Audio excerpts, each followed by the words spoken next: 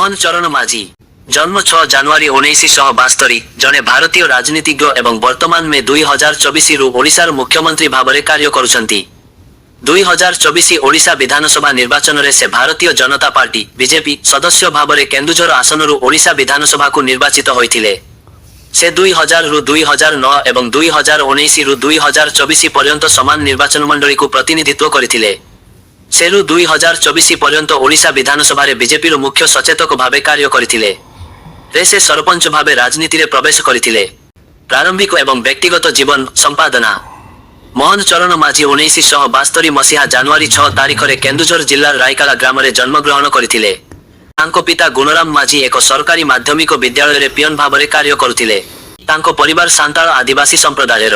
से 1987 मसीहा रे जोमपुरा उच्च विद्यालय रु विद्यालय शिक्षा समाप्त करथिले एवं 1990 मसीहा रे अनदापुर महाविद्यालय रु उच्च माध्यमिक शिक्षा समाप्त करथिले।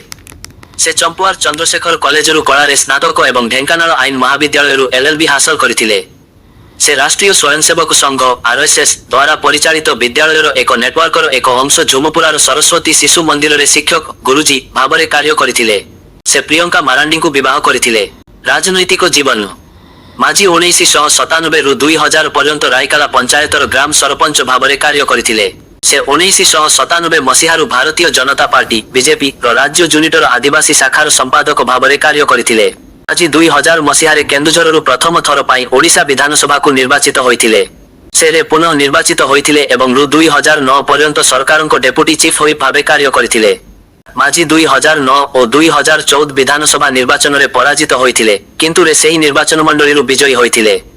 बीजेपी मुख्य विरोधी दल हेबा परे माझी को दलर मुख्य सचेतक भावे नियुक्त करा जायथिला।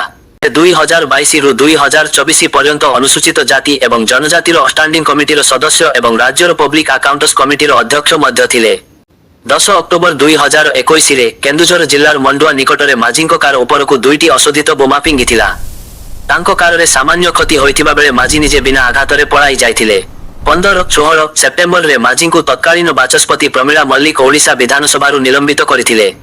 मुख्यमंत्री पद 2024 विधानसभा निर्वाचन रे माझी चतुर्थ थर पाई केन्दुझर आसन रु विजयी होइथिले। ओडिशा विधानसभा टी आसन रे बीजेपी संख्यागरिष्ठता हासिल करथिला एवं माझी 11 जून 2024 रे ओडिशार मुख्यमंत्री भाबरे नियुक्त होइथिले। परदिन से पंचदश मुख्यमंत्री भाबरे शपथ ग्रहण करथिले। नवीन पट्टनायक जे कि मार्च रु एही पदवी रे रहिथिले एवं भारतर सबुठारु दीर्घ समय धरी कार्यरत मुख्यमंत्री थिले। हेमानंद विश्वाल और गिरिधर गमंगंक परे माझी सांताळ जनजातिर प्रथम व्यक्ति एवं आदिवासी वंशोद्भव तृतीय व्यक्ति भावे ओडिशार मुख्यमंत्री होइथिले।